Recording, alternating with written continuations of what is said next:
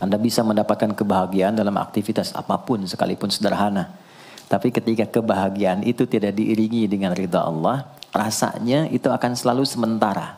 Kita butuh momen-momen baru untuk mendatangkan kebahagiaan itu. Tapi titik poin ketika Allah ridha dengan apa yang kita kerjakan, apa yang kita lakukan, maka Allah akan tanamkan satu cawan yang luas kandungannya, yang bisa menerima setiap keadaan dengan hal yang paling menyenangkan. Apapun yang kita lihat selalu nyaman. Yang kita dapati, kita ridha dengan apa yang Allah berikan. Keadaan itulah yang oleh Nabi itu diungkapkan dengan komen yang sangat simpel tapi dalam isinya. Kata Nabi, ajaban diambil mukmin. Orang beriman itu kalau benar imannya, maka kehidupan itu mengagumkan. Bila dia mendapatkan kesuksesan, dia iringi dengan kesyukuran. Sehingga sifatnya tetap proporsional. Dia sukses tapi ada keseimbangan dengan syukur. Sehingga tidak berlebihan menyalurkan kesuksesannya itu. Dan dengan sifat berlebihan itu hanya memberikan beban pada dirinya. Saya pernah sampaikan kan, di kesuksesan itu identik dengan gaya hidup. Rumus gaya di fisika itu kan selalu F1 banding lurus dengan F2. Apa yang didapat itu yang keluar. Tapi orang tidak boleh lupa bahwa F itu selalu berbanding lurus dengan P. Gaya berbanding lurus dengan tekanan, hukum Pascalnya. Semakin banyak gaya, semakin tertekan hidupnya. Itu bandingan nilai kehidupannya. Nah, jadi gaya itu diperkenankan. Karena itu bagian dari energi. W sama dengan F dikalikan S. Hukum energi kan begitu. Jadi hidup nggak mungkin kalau nggak ada energi. Tapi energi yang terbaik itu akan dihasilkan membawa kesuksesan kebahagiaan ketika ridha Allah tertanam. Saat dia sukses, dia bersyukur sehingga proporsional. Saat dia merasakan duka pun dia nyaman karena punya sabar. Nah, sabar itu mahal. Di Jepang ada banjir, itu bisa minta maafnya luar biasa, tak tahan dia bunuh diri. Di kita banjir bisa berenang. Itu gambaran. Cuma kalau nggak seimbang repot juga. Nah, membangun keseimbangan itu butuh konektivitas yang kuat dengan Allah. Konektivitas itulah yang dalam bahasa agama disebut dengan sholat namanya. Ya. Di pertemuan lalu kita sudah mencakup beberapa bagian dari sholat itu. Tapi saya ingin tekankan sedikit untuk menguatkan. Sholat berasal dari kata wasala atau silatun. Dasarnya kata wasala yang berarti terkoneksi dengan kuat. Terhubung dengan erat. Kita pernah dengar istilah silaturahmi kan? Ya kan? Kalau kita kumpul, bahasa kerennya saya mau silaturahmi kan? Tapi goalnya tercapai nggak? Ya, silaturahmi itu kan dari kata silah. Terhubung dengan erat, rasa sayang dan perhatian. Sehingga parameternya itu bukan saat datang. Kalau datang kita nyapa wajar karena orangnya ada. Tapi kalau berpisah kita masih ingat, masih peduli, masih mendoakan, masih ngontak, itulah silah namanya. Di setiap keadaan kita masih terkoneksi. Keadaan kita yang terhubung dengan Allah. Sehingga di setiap tempat kita diperhatikan. Di pekerjaan kita dibimbing. Di rumah tangga kita diiringi. Sehingga semua berjalan mudah dan membahagiakan. Yang melatih kita untuk terkoneksi sehingga nggak putus dengan Allah, itulah yang disebut dengan sholat. Sehingga goal dari sholat itu adalah membangun konektivitas kita dengan Allah yang kuat. Itu yang dimaksud di Quran surah keempat An-Nisa di ayat 103. فَإِذَا قَضَيْتُمُ الصَّلَاةَ maka jika anda telah tuntas mengerjakan sholat, فَاذْكُرُوا اللَّهَ. Ukuran keberhasilan sholat anda itu ketika anda merasakan konektivitas dengan Allah mulai nyambung. Qiyaman, jalannya ingat Allah. Sehingga kalau orang jalan, bekerja di apapun, saat dia ingat Allah, dia bisa memfungsikan tubuhnya sehingga tidak mengerjakan apa yang Allah tidak sukai. Gak akan mungkin anda melihat sesuatu yang tidak Allah senangi dalam keadaan yang sama anda ingat Allah. Gak akan mungkin melangkah pada tempat yang salah saat ingat Allah. Dan itu tidak mudah, karena banyak orang keluar masjid pun setelah selesai sholat, masih tertukar sendal. Padahal kalau dia ingat Allah, nggak mungkin itu terjadi. Itu pelajaran dasarnya. Wa qu'udan wa ala junubikum. Baik itu duduk, bahkan sampai berbaring. Ada koneksi. Nah jadi, singkatnya, sholat itu semua gerakannya, semua bacaannya, Dari mulai kita bertakbir sampai kita salam, bacaan yang mengiringi, itu bukan sekedar gerakan hampa makna, formalitas kita bergerak dan berakhir, bukan sekedar membaca bacaan yang tidak ada isinya, tapi semua bimbingan bagaimana kita diajarkan langsung oleh Rasulullah bisa mengoneksikan lewat gerakan dan bacaan itu tersambung kepada Allah, sehingga feedbacknya semua apa yang kita bacakan dijawab oleh Allah. Semua gerakan yang kita lakukan ini hakikatnya bimbingan tentang inti kehidupan kita. Jadi di sholat itu ada bacaan, ada gerakan, ada hikmah, ada maknanya semua. Jadi bukan kita takbir begini hampa saja. Tidak. Kenapa mesti begini? Kenapa tangan yang kanan menutup yang kiri? Kenapa bacaannya setelah itu ada iftitah, ada al-fatihah? Itu ada maknanya. Dan dahsyatnya semua profesi-profesi sahabat dan generasi setelahnya yang belajar dengan benar tentang sholat ini, itu semua merubah hidupnya jadi lebih sukses dari apapun yang mereka pilih dalam menjalani hidup. Dan yang paling hebat, itu yang menjadikan Nabi mendapat perintah pertama bukan zakat, bukan haji, bukan umrah, bukan puasa, tapi sholat. Dan perintahnya khusus, spesial, disampaikan dalam peristiwa Isra Mi'raj untuk memberikan pesan begitu tingginya nilai sholat ini untuk kehidupan manusia.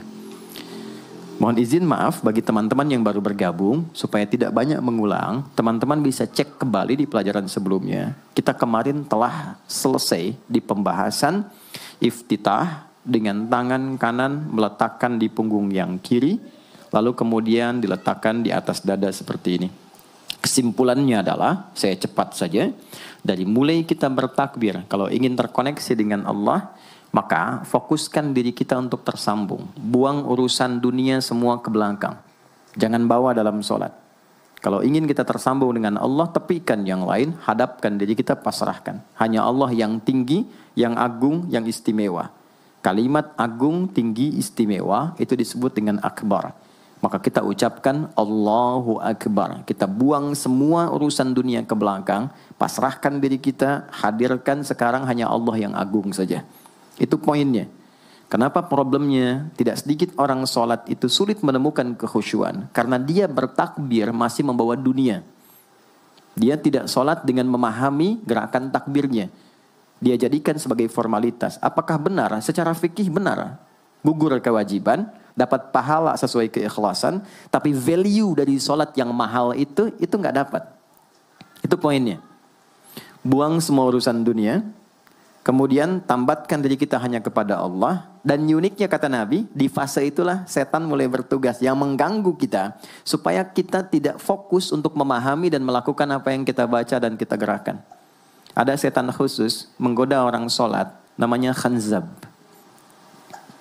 Nanti ada 9 jenis setan yang detil tugasnya itu berada di sekitaran kita. Mungkin satu kali Mas Baim kita belajar tentang fikih setan.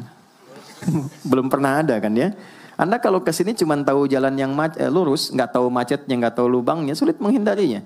Kebanyakan orang belajar tentang malaikat, tapi nggak belajar setannya. Sehingga nggak tahu setan apa yang sedang memprovokasi dirinya. Di Quran, malaikat disebutkan 88 kali, setan disebutkan 88 kali. Kalau kita cuma dengar motivasinya, nggak tahu provokasinya, kita nggak tahu bagaimana cara menghindari yang ini. Itu poinnya. Khanzab itu, dia menggoda orang sholat, dimulai dari takbir. Jadi kalau belum takbir, Anda bisa merasa fokus apa saja. Nggak percaya silakan. Sebelum takbir tuh bisa siap fokus. Tapi begitu Anda mulai bertakbir, di hadis riwayat Abu Daud, Allahu Akbar, fayaqulu syaitanu. Maka di sini setan mulai tugasnya untuk mengganggu orang supaya nggak dapat nilai-nilai tadi. Maka dia berkata, udhkur kadza. Kamu ingat ini ya, kamu ingat itu ya. Betapa Anda memulai dengan membuang semua urusan dunia. Tapi kalau sudah takbir, itu setan yang install. Masuk sendiri dia. Makanya kalau nggak percaya silakan nanti zuhur tuh ya. Begitu Anda takbir, itu masuk semua. Ingat ini, ingat itu, mobil parkir di mana. Sampai ceramah saya sekarang pun itu akan masuk. Ingat ya, ada setan yang goda. Nah itu setan itu. Itu setan sendiri. Membuat kita itu begitu lupa. Sampai lihat ujung hadisnya. Hatta la yash'ural musalli kam raka'atan yusalli. Sampai nanti akan ditemukan orang sholat. Dia tidak sadar berapa rakaat sedang menunaikan sholatnya. Nah itu kalau Nabi sampaikan pasti terjadi. Poin. Untuk kita bisa mengatasi itu, poinnya apa? Quran surah ke-29 dulu, ayat 45. Quran surah 29, Al-Ankabut, ayat 45. Di Islam tuh uniknya begini, istimewanya. Nggak ada satupun ibadah yang hasil kreasi manusia. Semua terukur. Ini dalilnya, alasannya, landasan kita ibadah itu dari Tuhannya ini. Penjelasan contohnya ini dari Nabi. Pakemnya begini, kodifikasi ilmunya seperti ini. Sehingga terjaga sampai kapanpun. Dan tidak ada satupun yang kita kerjakan dalam ibadah, kecuali semua punya landasan yang kuat. Dan hebatnya diterangkan. Ini caranya, ini bacaannya, ini maksudnya seperti ini hikmahnya. Kenapa Anda begini? Kenapa begitu? Hasilnya apa? Ketika seseorang sedang memulai sholatnya, dari awal dia pengen fokus, tapi ketika dia mulai bertakbir, muncul godaan, maka sebelum sholat ditunaikan, Allah sudah ingatkan, Utlu ma uhya ilaika minal kitab. Utlu itu dari kata tilawah. Artinya baca, pahami, amalkan apa yang telah dipahami itu. Jadi sejatinya sebelum sholat, kata Allah kalau ingin menikmati sholatnya, ingin tahu value dari sholat dan dihasilkan seperti orang dulu meraihnya, maka jangan kita terfokus untuk formalitas saja. Yang penting benar bacaan, takbir sampai salam terjaga. Betul, sekali lagi, itu menggugurkan kewajiban, formulasinya selesai, secara fikih tuntas. Tapi hikmah sholat yang tadi itu kita nggak dapat. Maka yang terjadi apa? Baca dulu, tilawah, utlu, baca, pelajari dulu sebelum sholat. Kemudian pahami, kenapa takbirnya begini? Kita kemarin sudah belajar. Kenapa tangan kanan menutup yang kiri? Apa maksudnya sampai kita diperintahkan sholat? Bagaimana kemudian saat kita baca Al-Fatihah? Kenapa yang dibaca itu? Apa yang jadi bimbingan dari Al-Fatihah untuk kehidupan kita? Kalau sholatnya seperti itu akan merubah hidup kita. Itu langsung Allah sampaikan demikian. Lalu kerjakan, wa aqimis shalah, tunaikan sholat seperti aku tadi isyaratkan, kata Allah. Inna sholata tanha 'anil fahsya wal munkar. Maka jika engkau menunaikannya seperti itu, sholat akan merubah hidupmu. Itu kata Allah tuh. Minimal mendorong kita berbuat jadi lebih baik. Jadi bukan sekedar menjadikan kita pribadi baik, tapi semua yang kita kerjakan menjadi lebih baik. Itu sholat. Itu yang bisa merubah seorang Jundub bin Junada yang dikenal dengan Abu Dzar Al-Ghifari. Ini teman-teman, kenapa Ghifar itu viral? Ghifar itu adalah desa pembegal. Jadi semua sekampung begal semua. Sekampung. Pimpinannya namanya Jundub bin Junada. Jundub bin Junada. Singkatnya masuk Islam. Saat masuk Islam, secara singkat saja, Nabi arahkan, diajarin sholat. Betapa sholat merubah hidup beliau jadi lebih baik.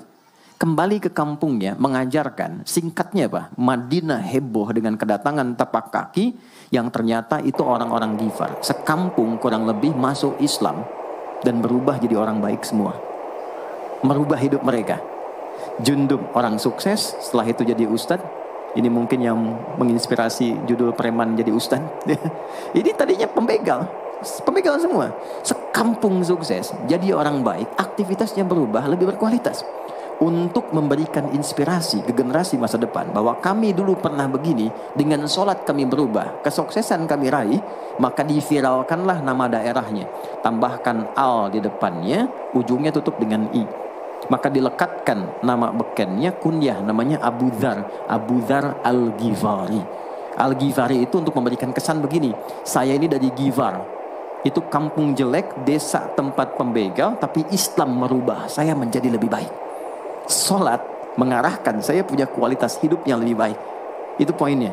Sejak peristiwa itu, orang-orang Islam dari manapun yang bukan Arab itu selalu melekatkan nama daerahnya untuk mengenalkan. Islam pun sudah sampai ke tempat saya. Buktinya saya menjadi baik. Ada namanya Muhammad, punya bapak namanya Ismail, punya kakek namanya Ibrahim, kakek buyutnya Al-Mughirah, eyang buyutnya Al-Bardizbah, tinggal di kecamatan Ju'fah, kabupatennya Bukhara, provinsinya Khorasan, negaranya Uzbekistan sekarang. Maka karena dari Bukhara, dia kenalkan diri, datang ke daerah Arab, saya dari Bukhara. Rumus yang sama, tambahkan al di depannya, ujungnya i. Maka dia katakan, ana al-Bukhari. Itulah Imam Al-Bukhari. Bukan orang Arab. Kita punya guru besar Syekh Nawawi dari Banten. Ana Nawawi Al-Bantani. Ana Ahmad Yasin Al-Padangi. Tapi kesan kota itu untuk menunjukkan Islam telah sampai ke tempat saya dan merubah saya menjadi lebih baik. Kang Baim datang ke Mekah umrah, katakan saya Baim Bong tanahku siri. Maka kesan yang dibangun itu telah sampai ke tempat saya, merubah saya lebih baik. Saya Arman Al-Pondok Indahi misalnya kan, tidak masalah. Itu sah. Dan orang mengenal, oh rupanya Islam telah ke setiap wilayah. Tapi value-nya sampai enggak. Jangan cuma kita katakan saya dari fulan, saya dari tempat A. Poinnya adalah apa yang merubah engkau dari Islam menjadikan engkau lebih baik. Jadi kalau ada orang Islam mengaku Muslim, lisannya tidak lebih baik. Maaf sekali, telinganya mendengar tidak yang baik, perilakunya kurang baik, maka dipertanyakan klaim keislamannya. Sudah sejauh mana saya mendapatkan keberkahan dari Islam itu? Itu yang menjadikan kenapa sholat paling pokok dipaksa kita wajib. Bukan karena sujud rukuknya. Anda tidak sujud pun tidak akan menurunkan status Allah sebagai Tuhan. Tetap Tuhan. Tapi ternyata ada value besar yang dengan kasih Allah diminta kita sholat supaya kita minimal jadi orang baik. Dan sukses dalam hidup.